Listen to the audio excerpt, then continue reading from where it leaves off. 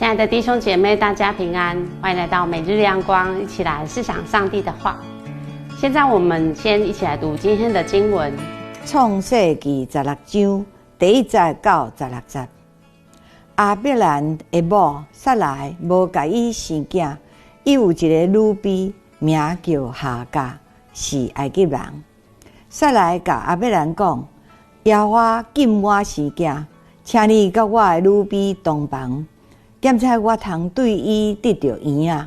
亚伯兰听叹撒来的话，对迄碟亚伯兰的某撒来，将伊的女婢埃及人夏甲，互伊丈夫亚伯兰做某。迄时亚伯兰已经住迦南10年，伊甲夏甲同房，夏甲就怀孕。伊知家己有身，就看亲主某。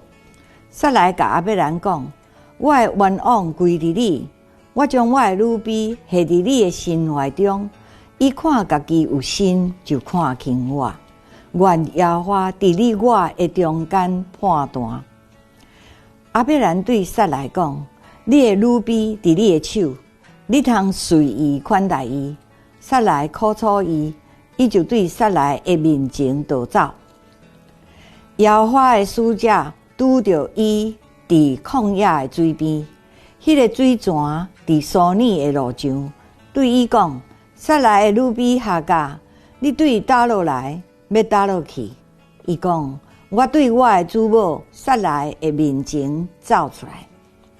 耶和华的使者对伊讲：你倒去你的主某遐，降服伫伊的手下。耶和华的使者阁对伊讲：我要互你的后裔极其多，甚至袂算你。耶和华的使者阁对伊讲：你当怀孕要生一个囝，就甲伊号名以实玛利，因为耶和华听见你的苦情。伊做人要亲像野鹿啊，伊的手要攻击正人，正人的手要攻击伊。伊要徛起伫众兄弟的头前。夏甲就称迄个对伊讲话的耶和华的名讲：你是看见逐项的上帝。因为讲，连伫遮我也看见迄个看见我的吗？所以这个井名叫比利拉海莱，就是阿迪斯甲巴列的中间。后来夏甲甲亚伯兰生一个囝，亚伯兰甲伊的囝号名叫以实玛利，就是夏甲所生的。夏甲甲亚伯兰生以实玛利的时，亚伯兰86岁。在我们的生命当中，是否曾有迷惘、找不到出路的经验？回想小时候，曾有一次跟妈妈外出买东西，不小心跟妈妈走散了。印象很深刻的是，心中惊吓、惶恐的处在那里，害怕的心让双脚一动也不能动，只希望妈妈赶快出现。也许我们也曾在山上迷路过的经验，那种绕来绕去，感觉路都一样，而且还觉得越来越荒凉，心里担心会不会走到悬崖峭壁，遇到危险。这样的窘境让人的心很害怕与惊惶。今天的经文里记载2位女性，她们分别也面对着自己不同的生命困境。一位是撒来，她面对没人生育孩子的这个议题，困在这个困境中，看不见未来的希望。另外一位是夏甲，她面对身怀着身孕而被赶到荒郊野外的旷野里，不知前面的路怎么走。撒来在不能生育的这件事上，想必是很难过，也很努力的想要找方法来解决。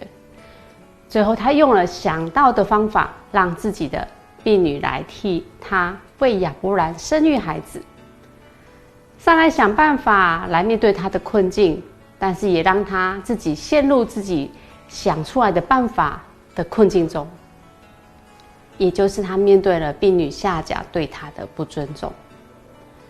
夏甲的心在骄傲里迷失了方向，这也让她走到了被逐出家门的困境。在这困境的路程上，上帝来到夏甲的面前，问她：你从哪里来？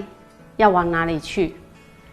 很感恩的是，夏甲他没有刚硬他的心，而是真实的面对上帝，回应他说：“我是逃出来的。”很特别的是，他自问：“我真的是接纳看顾我的上帝吗？”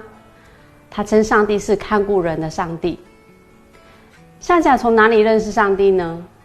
若只是单单的经历到上帝在这个荒郊野外的路上靠近他，对他说话，鼓励他回家，也许可以称上帝是关心人的上帝。但是夏甲却告白上帝是看顾人的上帝。看顾这个名词，不知道大家的体会是什么？